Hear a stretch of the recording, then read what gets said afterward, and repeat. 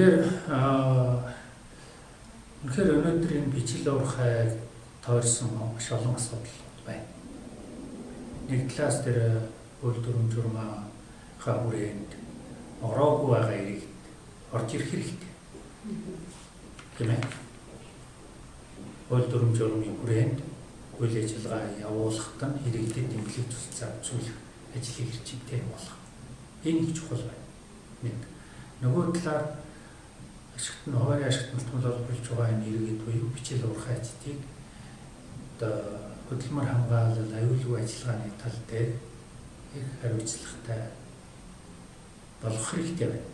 Осол аваар ангид байх хэрэгтэй.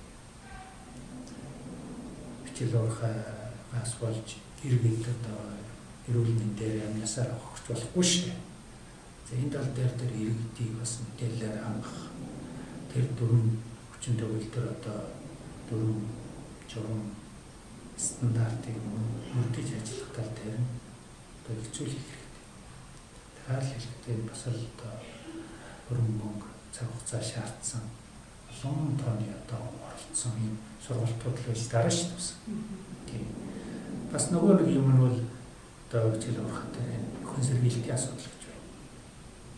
Ашигласан газраа эргэж нөхөн сэргийлэх хэрэгтэй. Энийг Монгол иргэд олборлт хийсэн тэр иргэдийн өөрсдийнх нь оролцоонд хийлгэж байх хэрэгтэй. Мэдээж ихний үед бол хувь дүрм журам аргачлалын хэлж өгөх, хумсруулах ийм ажил хийх хэрэгтэй. Явандаа хэрэгэд өөрсдөө түрүүний ярьдаг хөдөлмөр хамгаалал аюулгүй ажиллагааны шаардлагыг хангадаг ашиглаад дууссан тал байгаа нөхөн сэргийдэг ийм хүмүүс болж төлөвшөх ёстой юм. Төлөвшөх ёстой. За бас нэг чухал асуудал байна бас цаашдаа ярих. Өнөөдөр бичил уурхай дээр баггүй хэмжээний алт бичил уурхайчдын гараар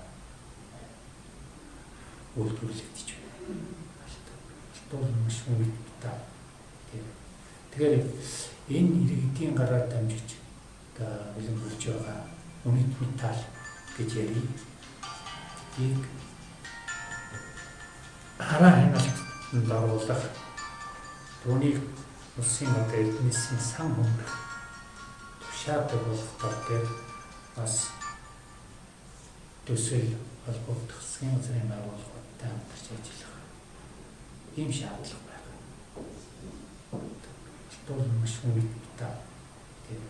Тэгэхээр энэ иргэдийн гараар дамжиж бэлэнбүүлж байгаа үнэт металл гэж ярив.Ийг хараа хяналтанд оруулах түүнийг улсын эднисийн сан хөнгөх тушаатай болох тал дээр бас төсөл холбогдох засгийн газрын байгууллагуудтай хамтарч ажиллах ийм шаардлага байна.